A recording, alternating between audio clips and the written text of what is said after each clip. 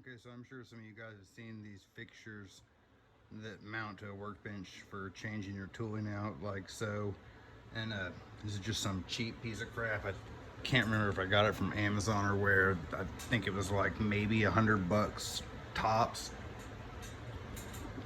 But recently, this, which it's kind of already disassembled, but this goes right here. For those of you that don't know, for when you need to hold that horizontally. And I'm pretty sure that the painted blue stuff is steel, I want to say. I know this is aluminum right here, but this is some cheap cast iron, kind of like shitty vices. And as you can see, I had a tool stuck in a collet the other day, and I was having to knock it out with a punch, and it broke right there. You can see it chipped that off, bent some of it out because it's just such crappy cast iron. Thing was probably made in fucking China. But so I've decided I'm gonna make another one of these to replace that. Now I don't have any good like Durabar cast iron like that to use the same material, and I could go get a piece of like structural steel from the machine shop down the street for like $10 if I wanted to, but I just so happen to have this chunk of 6061 that's pretty much like the right size. And so I don't know, I mean, I think aluminum will, I mean, this one right here is aluminum. It'll work for a little while. It may get beat up if I have to do any more hammering on it, but I mean, at least it won't damage the tool holders or anything. And since that's laying around, I'm gonna use that, and just figured that since this is kind of a one-off random little project to do around here, I might as well try and make a video of it explaining the process of everything that goes into doing something like this, since I've been telling myself I'd start trying to post it on YouTube, since that's how I've learned all this. I just hate talking out. I hate listening to myself talk out loud like this. I hate just taking the time to film anything. It's not my thing, but something I need to do. I feel like it's going to be the only way I can really advertise, since I'm trying to get this going as a small business, you know, by myself as well. And I need to, you know, pay it forward for the fact that I've learned all this shit from guys doing stuff like this. So yeah, but so I've already gone here on Fusion and essentially modeled up the part. We'll come back to, I'll explain this part here in a minute when I get to it, but okay. So you can see here,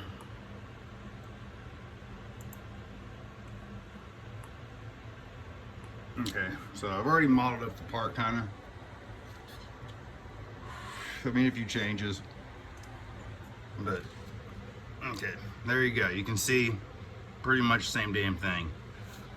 The changes I did make to it, however, is since you can see where that broke, that piece right there was, I believe that thin little part that cracked right there was only, it was like 80 thou thick, I want to say. And so since this is going to be aluminum, which is softer, but I mean it's a little more ductile, so I think it'll be stronger than that cast iron, I went and made that right there, I changed it to be a 1/4 inch thick, so if something like this ever happens again, I'll have a little bit more ass behind it. And the other thing that I've changed about it, I haven't put the threaded hole right there that holds this little block right there in with that screw, because to be honest, I'll probably, when I get to that, that'll be the last thing I do. I'll probably just throw that up over on the manual machine to drill and tap that. But the one change I haven't made to it yet is the actual taper for these are NMBT 40 tapers, the same as a Cat 40. It's just the difference in the pull stud versus the threaded drawbar, which if you're somebody watching this video just trying to learn anything about machining, that's not going to mean fuck all to you. But if you, anybody that knows, anybody, if you're trying to learn, come back to it, you'll understand it eventually, because I wouldn't have understood that, you know, early on watching some of these things when they were talking about shit like that. But I'm wondering, I'm curious, because as you can see the taper right there on that inside edge, I haven't added that in the Fusion yet, and I'm not 100% sure the taper ratio for a Cat 40. I think it's 3.5 inches for every foot. And I mean, I've done some CAD models of some 40 taper tool holders to use on the CNC machine, but it's been so long since I've done, I can't remember if I just downloaded a file that already had that part. I know I've done one from the ground up, and I can't remember how I determined the taper angle, to be honest. And I really just kind of want to run this and not make this take too long, because I got some material showing up later today for another project that actually really matters. So I'm thinking about just running this without cutting that taper in it and seeing how well it'll support the tool holder in there. And if I absolutely have to later, I can go back and cut the taper in there later. Because all the taper does, as you can hear, I'll show you. In reality, when this sits like so, the taper just allows it to sit completely horizontal. But so I'm thinking if I just make the taper for that whole deal the radius of the small part, it'll still sit that way. And just, you get what I'm saying? Yeah, I'm sure you do. Yeah, so that's the project. I'll try and show as many steps as I can think. And yeah, I'll try and get this done. So there's the model, or the CAD file for it. I gotta still do the cam. And then actually get over there and make the fucking thing. So I already was setting the parameters over here. So after you get the thing all modeled up right there, the way this shit works is, let's go over here. So this is my parametric vise file that you can see there's kind of model of the vise on the table, similar to the machine over there that it's modeled after. And first step to, you know, doing your cam, creating your tool paths, if you're gonna go the parametric way, which there's I can't remember his name, there's a dude that has a really good video on how to create the parametric vise. If you just Google parametric vise, not Google, or just put that into YouTube, or even if you Google it and look at the videos, it's within one of the top 5 videos, if not like the top 3. And I think he's a rep for Autodesk, but his video is like 30 minutes long. I just can't remember the dude's name, but that's how I'd followed him step by step to do this one, and then added the model of the table to it later. So after you, assuming that you actually use a parametric vise setup like that, the first step for that would be when you pull this file up, you got to go up here to your parameters, and I've already gone in there and I measured. As you can see, I've marked on the aluminum block the dimensions, well, the rough dimensions, since you can see this side's been jaggedly saw cut, but I've already got all that in there, which you can see right here, you know, bam, bam, bam. Those up there for the parallel height, which that parallel is actually over in the vise steel for my last project. So you set all those, and that determines this the size of the stock right there that's in it, and as well as the parallels. So after you do that, you gotta save it, and we will call this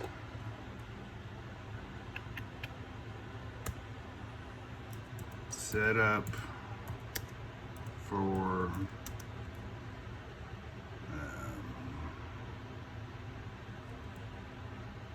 tool holder.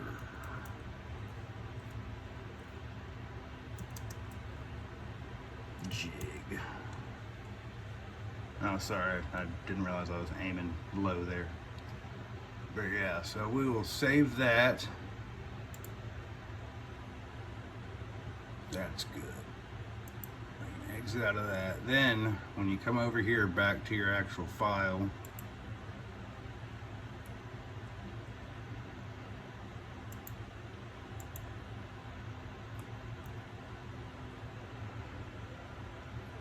come up here, and you're going to move this out of the way first thing. And if I really get around to actually trying to keep making videos, I gotta not do this for myself. My arm's cramping up from holding this thing like this. But so I saved that right there. And I saved it as.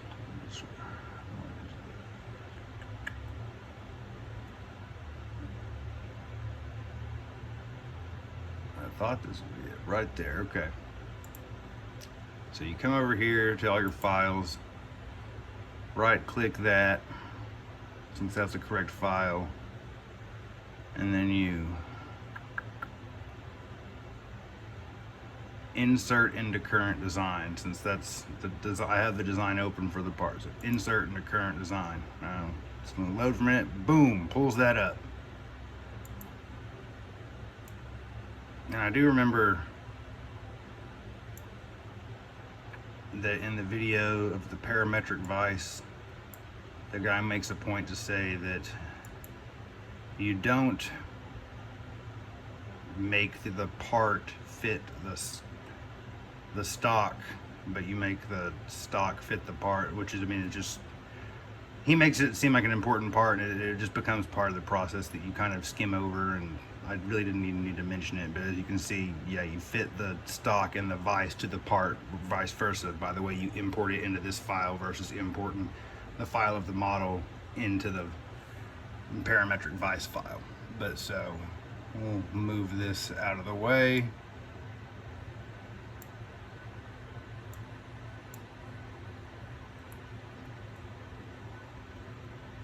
And then, okay, so now that we got the parametric vise in the file, and like I was previously saying, how you bring the vise and stock to the part, the first step is going to be to ground our part so it doesn't move. So we're going to come over here. I forgot to mention that after you import the vise stock file, you got to come over here, right click it, and break the link.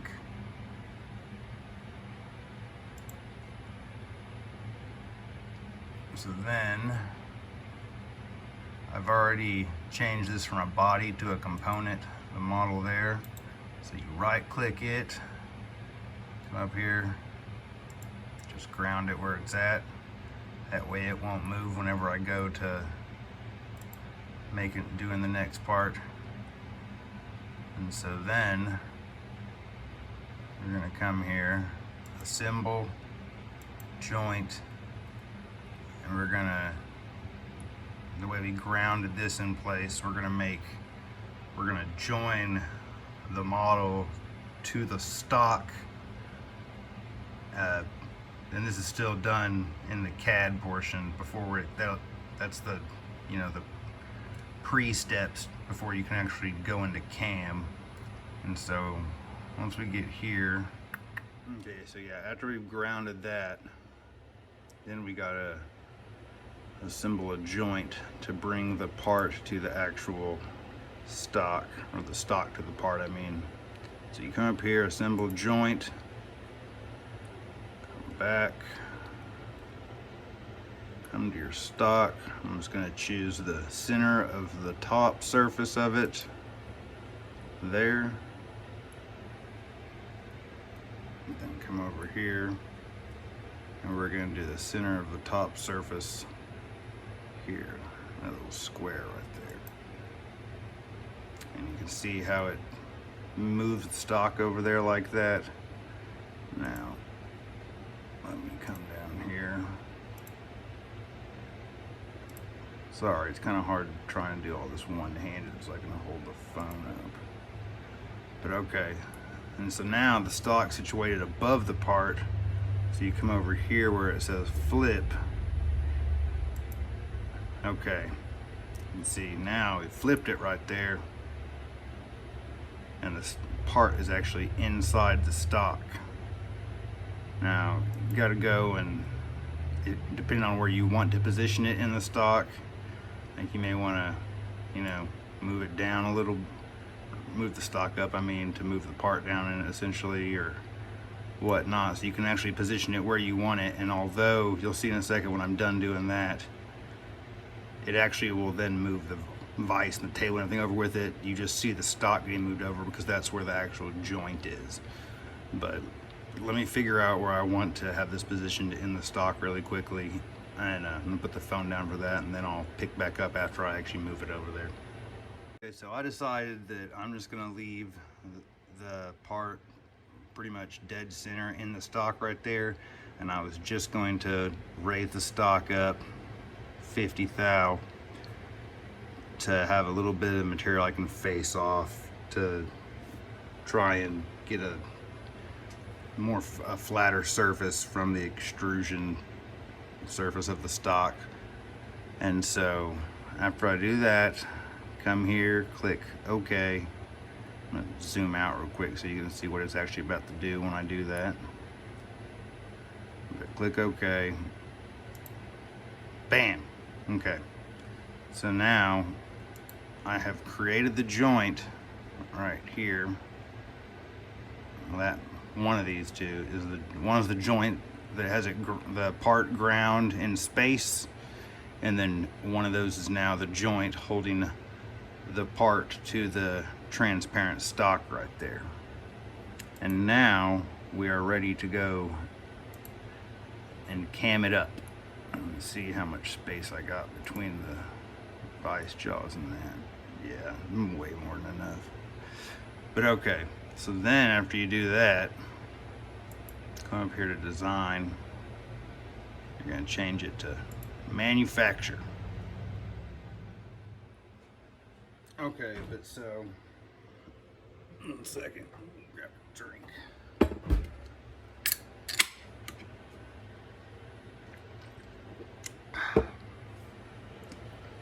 Okay, so now we kind of got to redo what we did for setting the parameters for the stock and the parametric vise there, but we got to do it for the setup of the cam. So what you do is you come up here, new setup, and there's a few different ways you can go about doing this, but this is just the way that I have kind of figured out to do it that works for me. But so you can see here for the new setup, I usually tend to, since my machine's an older one-off, you know, it's not some new modern mass-produced thing, that I just usually leave that blank. The operations milling, I'll come here for the model, got that, then come over here,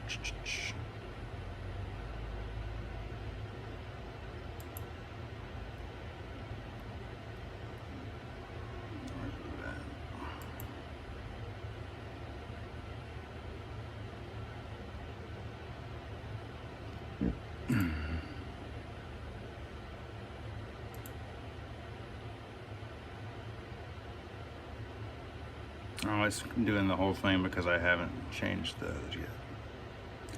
Okay, so we'll come back to adding the model, but up here where it says stock, this is where we got to add the same stock size stuff all over again. So what you're gonna do, you have all these options. I prefer to go and just do it from solid.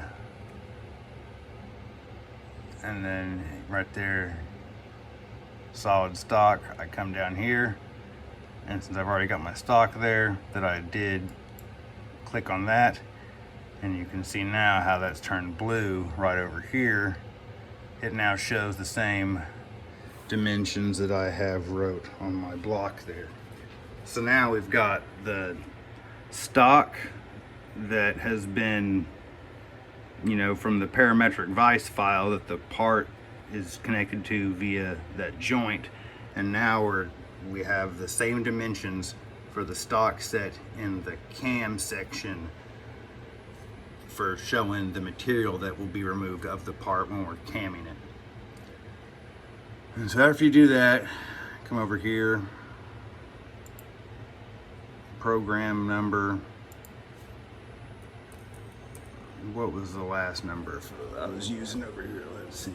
I was using 4041. Let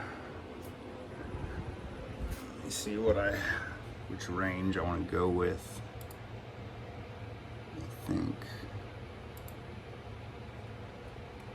I don't have anything for 5,000 or 6,000. So we'll call this program number 5,000. And then you got to come here and click your work coordinate offset, which is, for me, is always 54, since I'm never doing multiple parts or different parts that often at the same time. So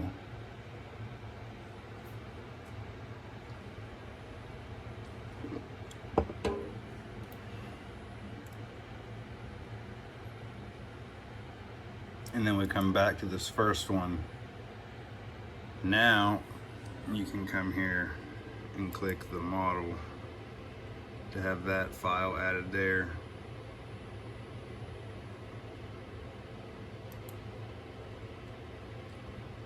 Okay, yeah, see, that's where it says component 1, since I never named it differently right there. So yeah, now I've got the actual CAD model included in my setup, so it kind of knows the shape and what it's working with for when I go to making the tool paths. So the last thing to do is to set your actual coordinate system up. It's always the last thing I do for this whole process of this, but I prefer to do it with a stock box point. I believe, hold on, model orientation, yeah, stock, okay, so you see you have all these different options: model origin, selected point, model box point, but I like to do it with the stock box point. So you can see all these little points there. Right now, I mean, what this does, you're basically selecting what's going to determine the axes, so the machine knows, you know, basically so the machine can know which way is up, down, left, right, forward, back, all that type of shit. And so I always just do it where I come and I do the back left corner of the stock right there. Yeah, see, that would be closest to me.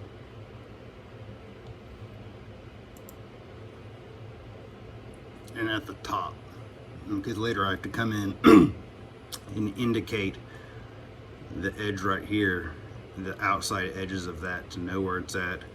And the important part about doing this is because you're basically, you know, you're determining which way your X, Y, and Z axes go. And so it's really important so you don't wind up doing all this shit backwards or crashing your machine or running it into your vise or some shit like that. But so that's good. And that's exactly where that needs to be and how I want it. So I can come over here, click OK.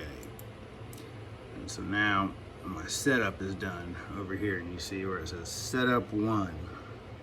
So now I'm free to create my tool paths. And how I'm going to do this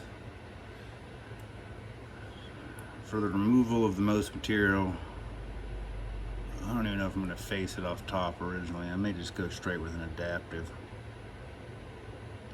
So go 3D, adaptive clearing.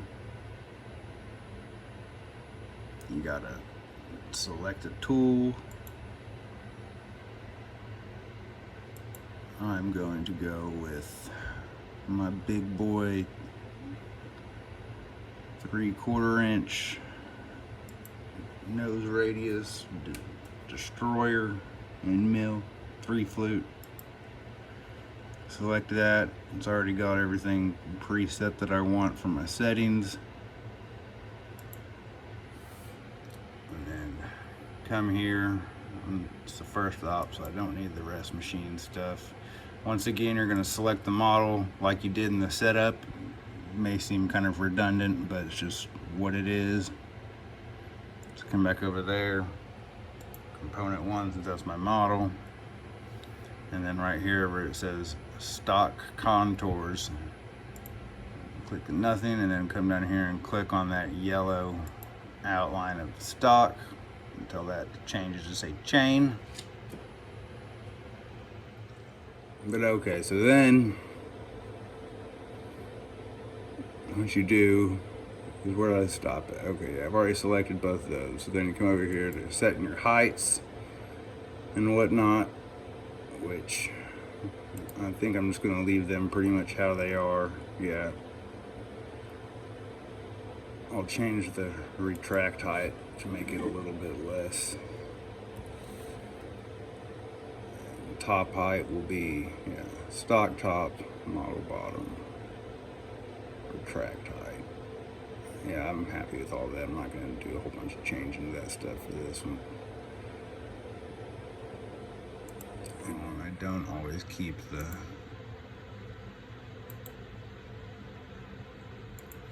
other way feed rate the same. I tend to let it be different. It's a little bit less. Okay, so then got that. I think all that looks good.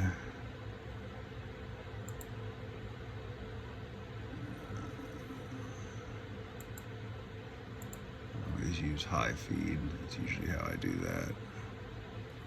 Since my rapids on my machine aren't very fast, I think, yeah, and that's right now there's something's programmed in to cap the rapids off at like 60 inches a minute.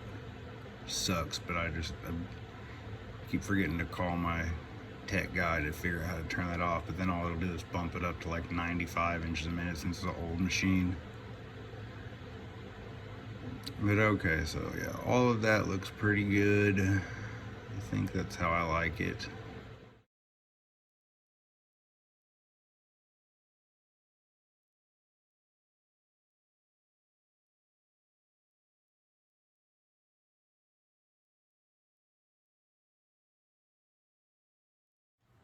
Okay, so I finally got all my settings set for this first operation, which is adaptive clearance, basically just a roughing strategy to get most of this material here moved away. And as soon as this finishes loading here in a second over here, you can see it's at 52%. I'll be able to simulate the tool path that we're going to run the machine.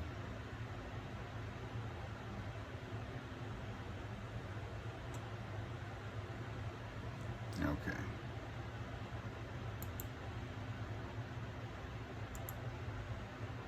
So this is what it's going to look like when I actually run it here shortly.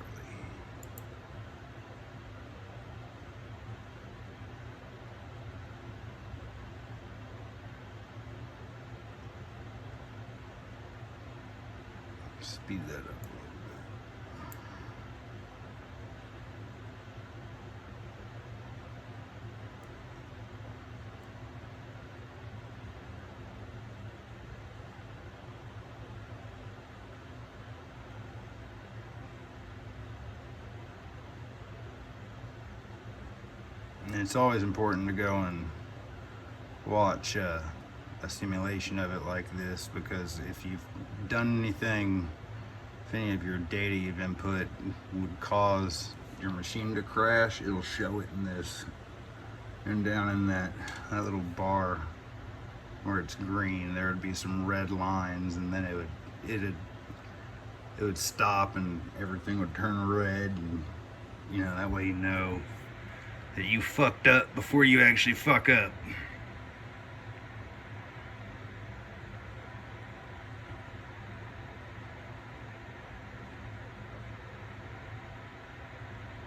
It's your one get out of jail free card, basically.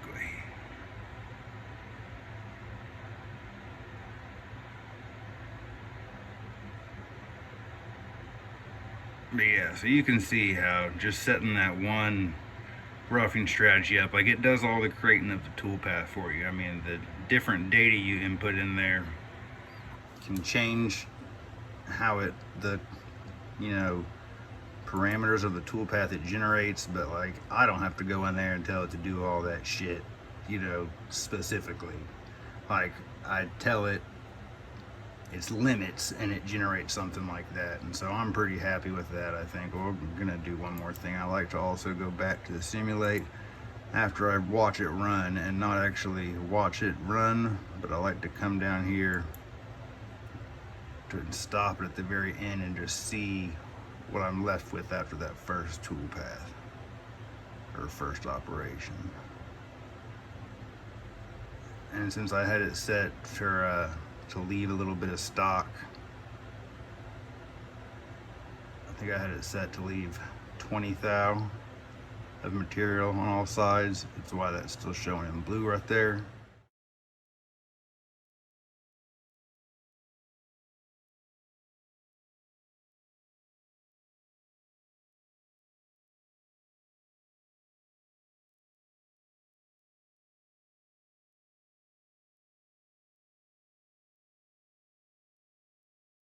Watch it one last time.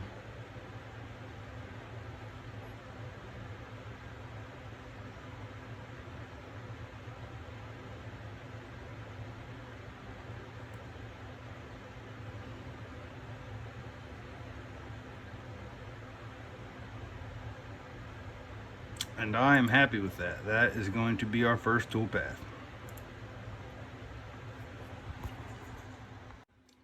Okay, so now that we're done with the, we're not done with the can process, but we set up the first roughing strategy, and so I'm gonna get the machine ready to run that while I program the next operation while it's running. But so I'm just kind of gonna dumb this down just in case, that off chance somebody's watching this who's never done any of this shit before. But okay, so come over here. I put the aluminum stock in there between the jaws. You know, tighten it down. Lightning bolt speed handle. These are soon to be a thing if anybody's interested.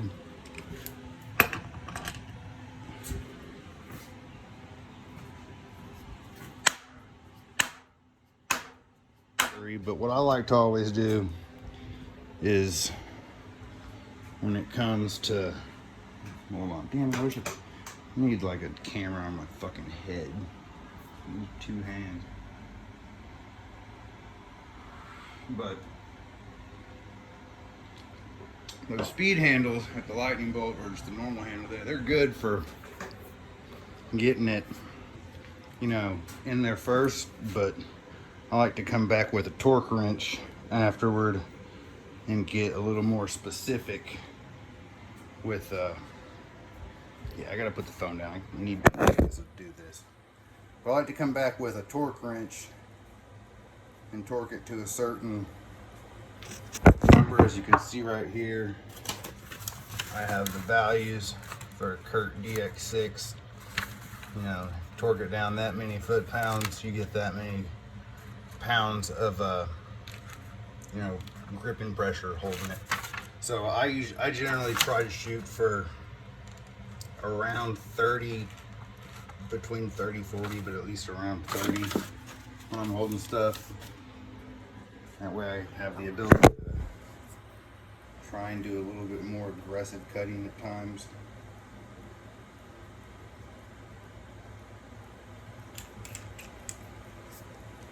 And so, let's see if I can do this one-handed. Which, this right here, this is only 15 torque pounds. So, I'll come in and do 15. Then, I'm not going to face it or anything. I probably don't have to be that concerned about how flat it's on there with the dead blow. I should face it and then dead blow it, but like I said, the accuracy of this part is minor. Okay, this next one we're gonna do torque it to 25.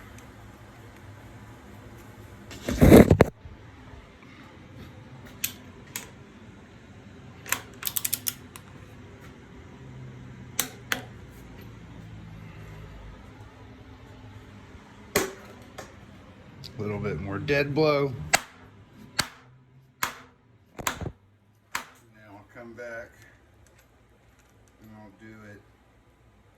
We'll go 32, I think, yeah. Well, I have to try and shoot for around 3,000 foot-pounds, so that's, we'll go 33. That's pretty close, 33, 34-ish.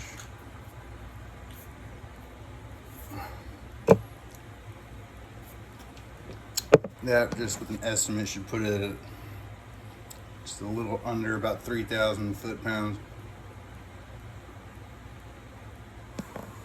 3,000 pounds.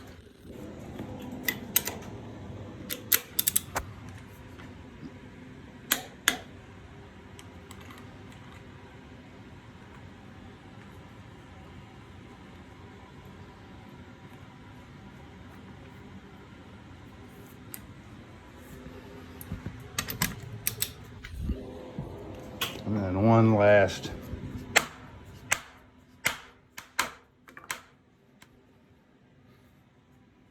also, I was dealing with a bunch of phone calls and things this afternoon and kind of trying to multitask, and I wound up not being able to / forgetting to record part of the process when I was setting the tool offsets for each tool I'm going to use to machine this.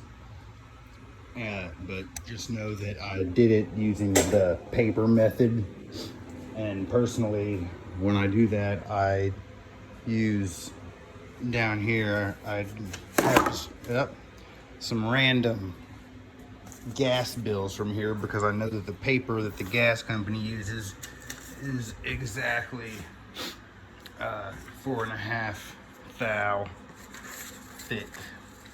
But yeah, so I just touched each of the tools off the top surface there using the paper method. I also not indicated, but I had to come in here like I mentioned earlier and locate these two edges for my work coordinate offset. And the way that I do that is using one of these little electric edge finders right there that I honestly just keep this in this collet, in this tool holder. It never comes out and gets switched for anything else. But I did that as well this afternoon. And so to get ready to run this program, I've got to actually create the G code for it. So for those of you that don't know, you'll come over here to your setup and to whichever tool path you're wanting to do. So okay, come here to this adaptive one. You're going to right click it. Come right here, you'll go post process.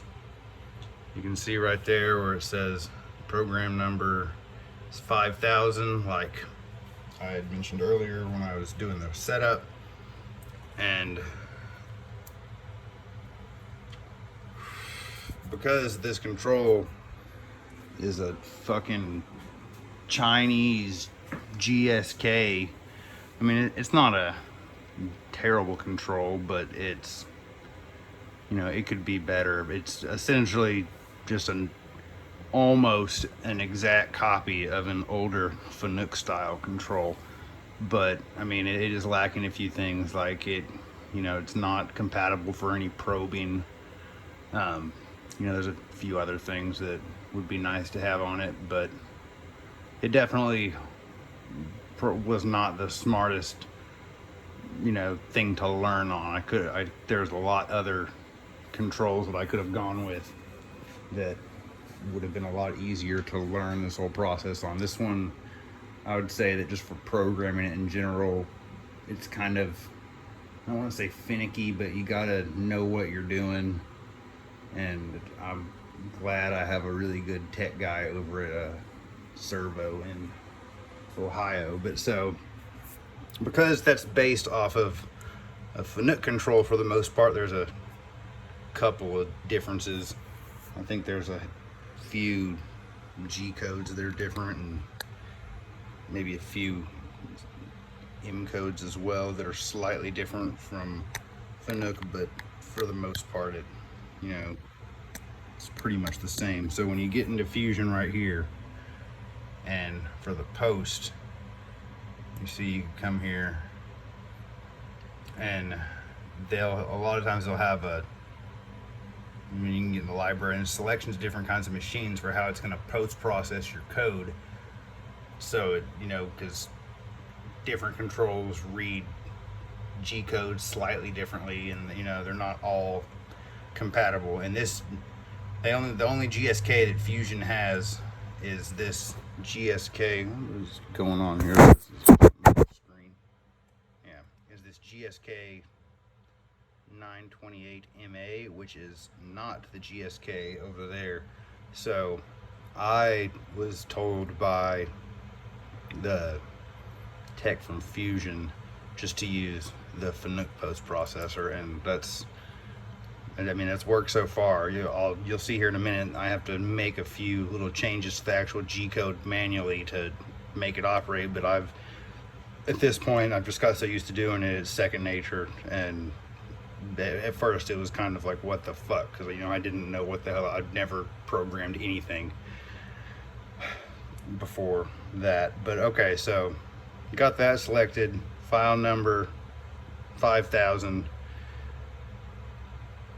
everything here. I don't think I need to change anything to this. I tend to just keep it all the same, but I'll come down here to built-in.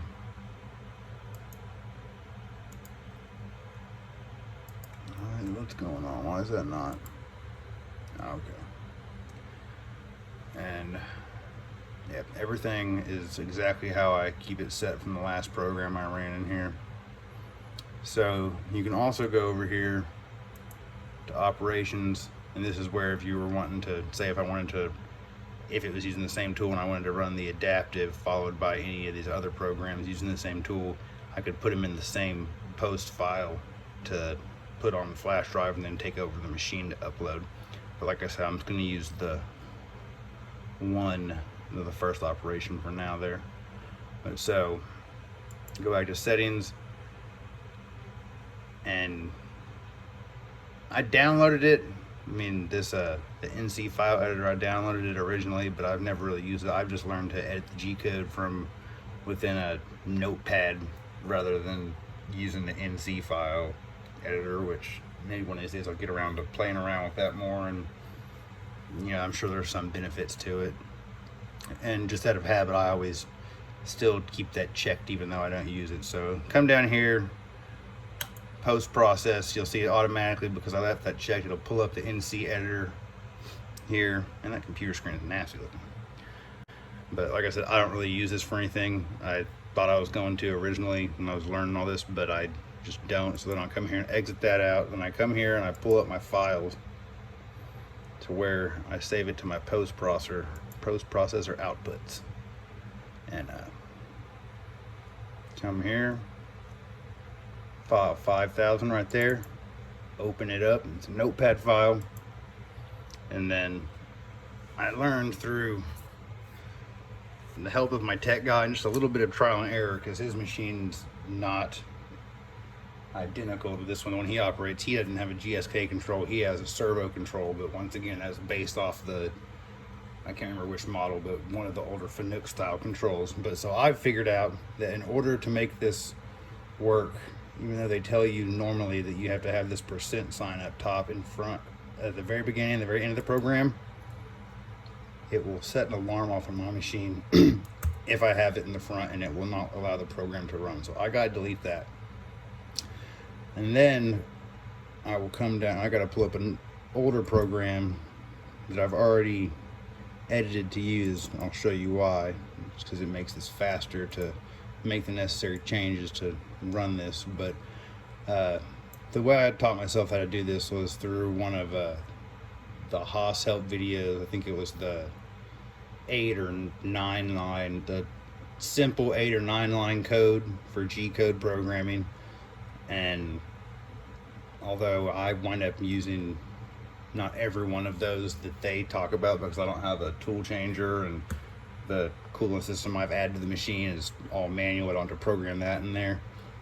So for me, it's more like a 5 or 6 line code, I guess. But so I go to a program that I already had used over here, and what I do is I just go from 1 to 7, and I'll copy that, since I've already ran this program and know it's good. And that's essentially the G codes that you need for the initial, what they call the quote-unquote simple 9 lines or whatever. And then I'll come over here and I will delete lines 1 through 7, but I will take a note of, because this was a different tool than this one, that right here my spindle speed is 2,546. So I'll write that down real quick. 546. Normally I wouldn't write that down because I'm trying to talk at the same time. I'd wind up forgetting it. But so I'll delete those, and then I will paste the 7 lines from over there, from the last program that was ran, and then come up here to where the spindle speed was set for a different tool, and then I edit that to 2546. And then, so that should be good. Then I come down to the 9th line, and I don't really think I have to do this, but it's just something I've made a habit out of doing. On the 9th line, I come here and I add H0 because I don't have a tool changer, so it really doesn't, I just do it to everyone no matter what tool I'm using, because no matter what I have programmed in there, like the offsets are in the machine, but they're not in the computer, and that number just really doesn't matter, so I always make it 0. It was just something my tech guy instructed me to do at one time. Like I said, I made a habit of it. And so that should be everything for the beginning of the program that I have to change to make it run on here. So then I scroll to the very bottom, and then also come over here to this other program that I ran the other day, go to the bottom, and I will come here and I will copy this right there. And you can see there's that % sign again. I actually, for this control, I have to leave the one at the bottom, but I delete the one at the front of the program. And so then I come right there, delete all that, copy paste, and then delete that, delete that, delete that, and delete that. And so now you can see that the last, what is that, 6 lines of the code match up to the last program that I ran over there. So I know that it's, for this machine, it's good for closing out an operation there and sending it back to the starting point before it shuts the motor down. And like I said, it was kind of just trial and error through setting alarms off for making a lot of these edits to make this machine work when I first got it. It's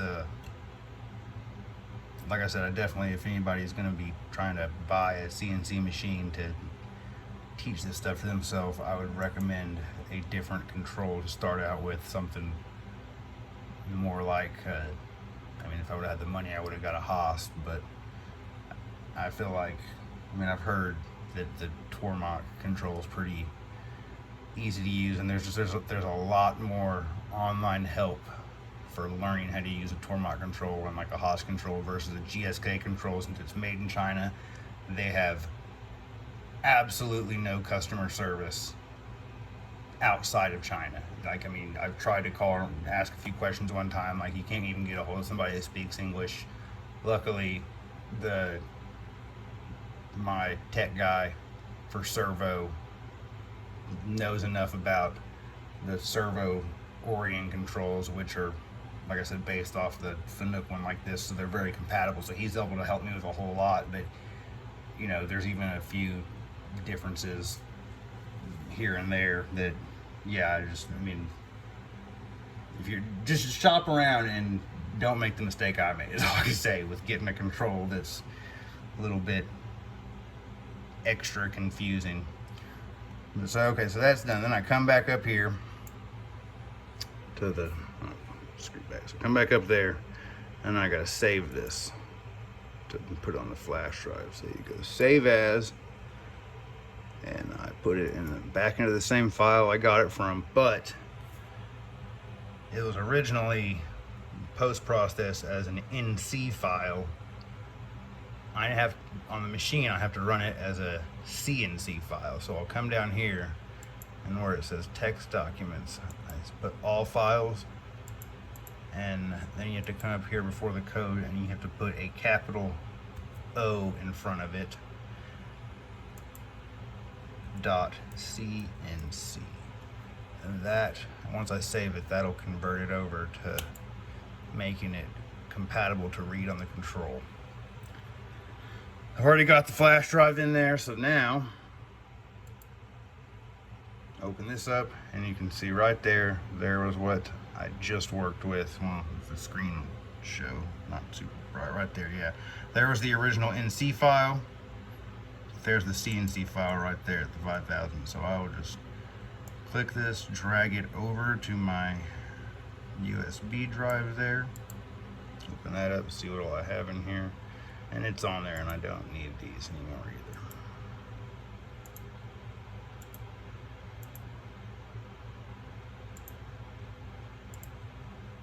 But okay, so then eject the flash drive, and then come over to the control and put it in its little port up there. And then to upload the program, you gotta go to edit here, come over here, and you'll go program until you get to this screen right there. And then you come over here and you hit change, and that will start trying to pick up the flash drive. Okay, there, it picked up the flash drive. You can see there's the program I just put on it. So you hit change again to move it over to that side, and then you'll go right there, data output, to download the G code from the flash drive. So it's downloading. Okay, and it's done there. So then you come here, hit program again, hit it again, hit it again, and then here's the programs, as well as some pre-written code stuff for making the control work properly that you just don't fuck with, like the stuff that goes all the way up until 2000. That stuff, you just make sure it's always in the machine. I'm not sure if that's something that they comes programmed on here, like if it's in the manual, or if they do it when they make the control, or something that the tech guy and the machinery dealer figure out. I know I have to have those on there. But so then you come down here to 5000 right there. That's the program I want to use. So then you come here, EOB, press that, and it has now got, it's displaying the code that I just had over there on the computer. It's now downloaded on here. So then to get ready to run it, you always go from there, auto, you'll see it'll highlight that first line, and then you want to run it at 100% feed rate right there. So now, you know, the only thing left is to make sure the compressor's got air in it and get my coolant aimed at it, and then you just come over here, hit cycle start and go. So I'm gonna get everything else ready and we'll get to it. This should only be I'm not gonna film the whole program. It's only like 14 minutes long, but you know, a lot of it's kind of just redundant, so I'll film a little bit of it. And like I said, this video is gonna wind up being super fucking long, but you know, hopefully it'll help somebody who's trying to learn this shit, or if anybody else winds up fucking up and buying a GSK control and trying to teach themselves how to do this shit, maybe it'll come in handy for them, because I wish I would have been able to find.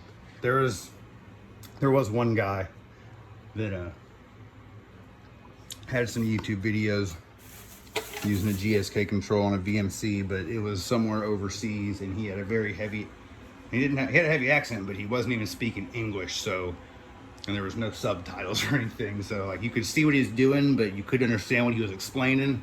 And there was, other than that, there was pretty much no other videos of people using GSK controls to try and learn this shit early on. It sucked. The one good thing about this control though is that, and I'm assuming it's probably just because it's a newer control, but I mean it's based off of an older style, but it's a more modern one, is that I don't have to drip feed or anything. I'm able to just upload my programs, and I can have dozens of programs on there that are, you know, hundreds of thousands of lines of code, and I periodically will clear them out every now and then, but I've never filled it all the way up. But yeah, I don't have to worry about having to hook a laptop up to it and drip feed the codes in if the program's too big or anything like that. That was something I was kind of concerned about, because before learning all this, I really wasn't tech savvy whatsoever. I still don't think I'm tech savvy. I kind of know how to do a few things because I was determined to figure them the fuck out. But okay, so yeah, I'm gonna set this up and then I'll get some footage of cutting this shit for the roughing program.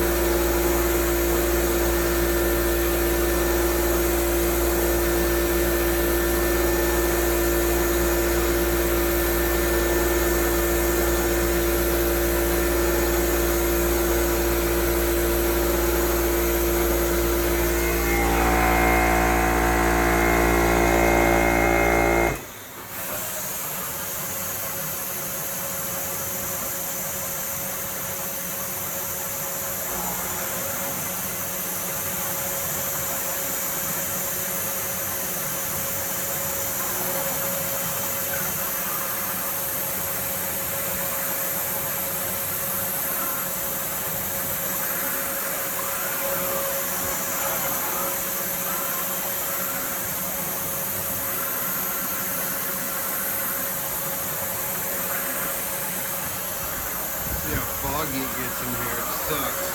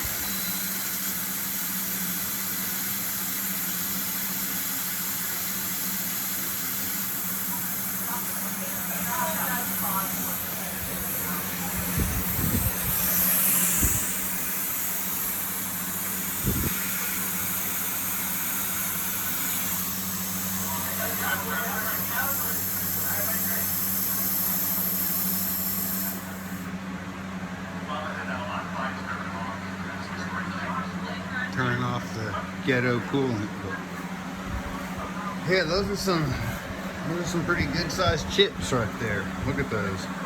Those are pretty big.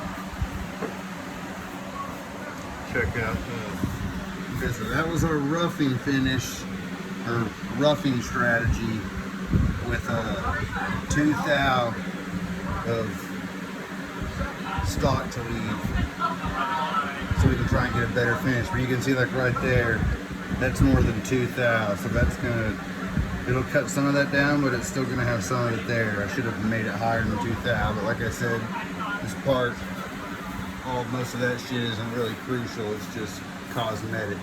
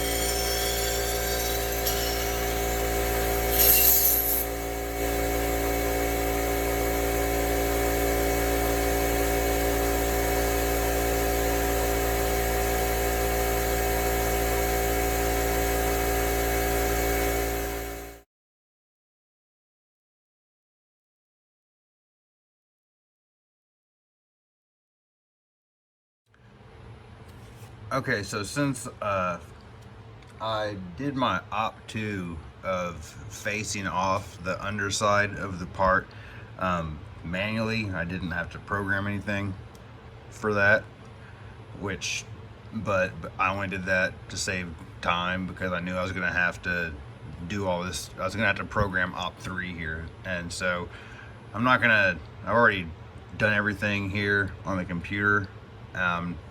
Didn't feel the need to film doing the same stuff that I did for the Op1, setting up the vise and everything and showing how to import it into the file. But I will mention a couple of things real quick. That the way that I do it, which is a little bit different. I mean, I've heard people talk about doing it this way, but I couldn't really find a video showing exactly doing it this same way, but they reference doing it that way in showing other ways how to do it. But basically what I do here is I have it turned off, but as you can see, when I turn it back on, there's my original parametric vise and the stock I imported there. And so now I just turn that off, and then I go back and I edit the parameters of for the stock of a parametric vise again, and then insert it into the drawing again. But this time I insert it as from coming in from a different angle of how I want it in there for the operation. And you'll notice up here that now my coordinate system is not, you know, it's showing the coordinate system as how it was for the Op1, but when I actually get around to programming it, the setup and the cam, I'll set my coordinate system over here the same way I did for the Op1 off that same corner, and up here this will always show as it does for the Op1. So you kind of make a mental note when you get to doing your later operations that it's not gonna match up here what it should down here. But yeah, like I said, I've already got everything set up here. I'm about to do the cam for this part. I'm not gonna film any of that stuff again since I filmed the original or the initial cam for the adaptive earlier. But yeah, I will get a little bit of video of me actually cutting after I get the cam done. So yeah, okay, cool. Okay, so even though I said I wasn't gonna record any of doing this setup for this part of the cam, it dawned on me that I should actually mention this what I was talking about previously. But okay, so I've already gone through, where's the cursor at? I've already gone through and done everything that I explained earlier for the Op1, like setting the solid stock right there and whatnot, and the work coordinate offset and the program number I'm going to use. But come back over here, and where it differs this time is the way that I've been doing it so far, which, like I said, you can do this different ways, but the way that works for me and on this GSK system pretty well is when you got to reset this work coordinate system, I like to do it with select X and Y axes. And so, and you'll come here and you'll select an edge that defines each axis. And so, as you can see right here, that one, I selected that edge right there. I think you can also choose faces all as well, but I like to do the edges. And then so that's my X edge to define the axes. And then I selected this one right here for my Y axis. And just because you select that edge doesn't mean that everything's gonna be facing the correct way, you know, going positive or negative numbers in movement. So you may have to flip one or both of the axes. Like you can see here, I had to flip the Y axis to get my coordinate system looking how I want it to right there. But what I was saying earlier is you can see for the arrows that represent the coordinate system here in Fusion, the way the arrows are all going does not match what's up here in the top for the general axis representation, I guess, of the whole fusion space, even though that up there does represent from op 1. So that was the mental note I was speaking on, was that you got to know that for your op 2, 3, 4, whatever, that it's going to be different than that when you do it this way, and don't let that screw you up somehow, which I think there's better ways to go about doing this that can avoid that. But like I said, I'm self-taught. You know, I've only been doing this stuff now for a short amount of time, and so, you know, this is working for me, so that's how I'm going to do it until I find a better way that, you know, makes sense and I just get used to. But yeah, so that's really all I wanted to mention for the cam. I'm going to cam the tool path next just to cut out this slot, because I already have all that material right there, even though it showed up in the stock. Since you can't make the stock have shapes that aren't, you know, square, all that material, it's like the curved section there is already gone. All I gotta do is cut this slot, so I'm just gonna program to do that with, I'm not even sure what tool I'm gonna use yet, but yeah, I'll film the actual cutting, but the programming of that tool path is not gonna be any different than the adaptive program I recorded earlier from op 1.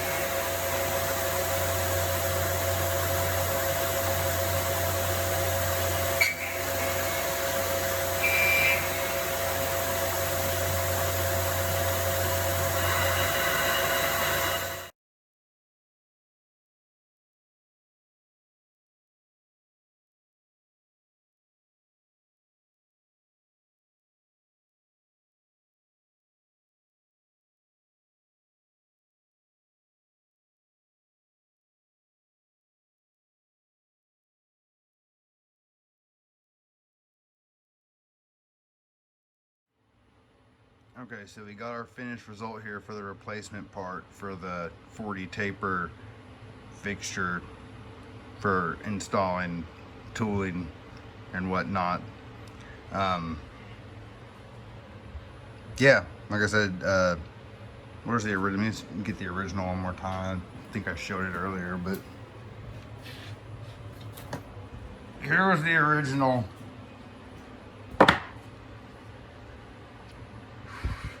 It was made for some shitty cast iron because this thing from China, you can see where it broke there. And so I didn't have any cast iron, and I possibly could have used a mild steel and it'd been soft enough to not damage any of the tool holders, but I didn't even have any mild steel scrap that size. I did have some aluminum right there, and as you can see, I mean, it's gonna function like it's supposed to right there. There's that.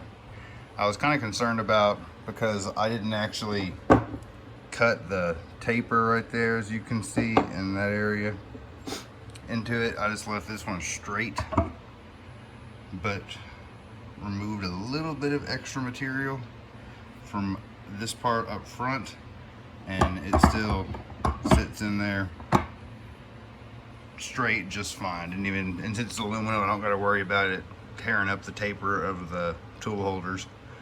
So yeah, I mean, if it was something I was making for like production or for someone else, yeah, I would add the taper, but because it's just for something I use around here, I didn't care to have to model and cam and actually make those extra cuts like that. It just would have probably added a couple extra hours of work into the whole deal that just didn't feel like doing. But I'm happy with it. And actually, I feel like it looks better even than the original cast iron part, since this up here is aluminum as well. Also, just to make a note, like, yeah, it's not the cleanest part ever. I didn't program any chamfers on it. I didn't even deburr all the edges that didn't really need it. If they felt clean enough, I kept them that way. There was a couple that I deburred and filed a small chamfer down just to, if there was something there, but the ones that didn't need it, I didn't even do that. So it was a very minimalist take on replacing something simple, and just to film a little bit of content for the process of programming how to use a GSK control. But like I said, I'm happy with what came of it. It'll definitely get some use, and yeah, so that's that. Hopefully, like I said, hopefully somebody winds up watching this and learning something from it, because it's videos like this that I've been able to learn all of this kind of shit from. So yeah, all right, take it easy, guys.